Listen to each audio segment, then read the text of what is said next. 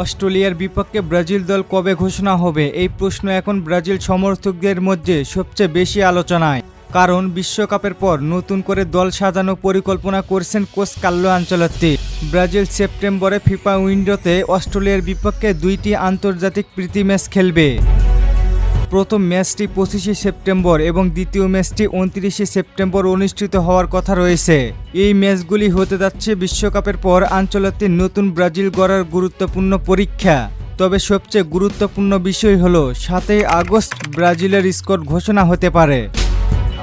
Ancelotti ইতিমধ্যেই জানিয়েছেন ব্রাজিলকে নতুনভাবে গড়ে তুলতে হবে, ফলে অস্ট্রেলিয়ার বিপক্ষে স্কোয়াডে বেশ কিছু নতুন মুখ দেখা যেতে পারে। একই সঙ্গে অভিজ্ঞ কয়েকজন খেলোয়াড়কে নিয়েও কোচকে গুরুত্বপূর্ণ সিদ্ধান্ত নিতে হবে। সবচেয়ে বেশি নজর থাকবে ভিনিসিয়াস জুনিয়র, রদ্রিগো গুয়েস, রাফিনহা এবং অন্যান্য তরুণ তারকাদের দিকে।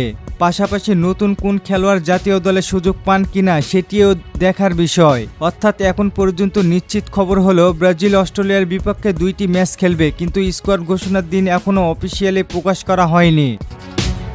তবে আমরা বিভিন্ন সোর্স থেকে জানতে পেরেছি আগামী মাসের 7 তারিখে দল ঘোষণা হতে পারে। অস্ট্রেলিয়ার বিপক্ষে ম্যাচ 2টি শুধু সাধারণ প্রীতি ম্যাচ নয়, আনচেলত্তির জন্য এটি হতে পারে নতুন পরিকল্পনা করার বড় সুযোগ। বিশ্বকাপের পর ব্রাজিল দল পরিবর্তনের আলোচনা আরও জোরালো হয়েছে। আনচেলত্তি তরুণ খেলোয়াড়দের সুযোগ দেওয়ার পাশাপাশি অভিজ্ঞদের মধ্য থেকেও প্রয়োজনীয় কয়েকজনকে ধরে রাখতে চান তিনি। বিশেষ করে ব্রাজিলের ভবিষ্যৎ পরিকল্পনায় তরুণদের ভূমিকা কতটা থাকবে সেটি এখন সমর্থকের আগ্রহের কেন্দ্রবিন্দু।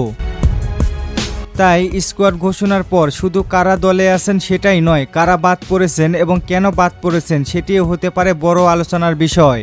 আনচেলত্তির নতুন ব্রাজিলে কারা থাকবেন, কারা বাদ পড়বেন এবং নতুন কোনো চমক আসবে কিনা সবকিছুর উত্তর পাওয়া যাবে অফিসিয়ালি স্কোয়াড ঘোষণার পরে। ব্রাজিলের নতুন দল নিয়ে আপনার সবচেয়ে বেশি প্রত্যাশা কোন খেলোয়াড়কে ঘিরে, জানিয়ে দিন আপনার মূল্যবান মতামত। আর ফুটবলকে নিয়ে নতুন কোনো প্রশ্ন থাকলে করতে পারেন, পরবর্তী ভিডিওতে রিপ্লাই করব। ধন্যবাদ।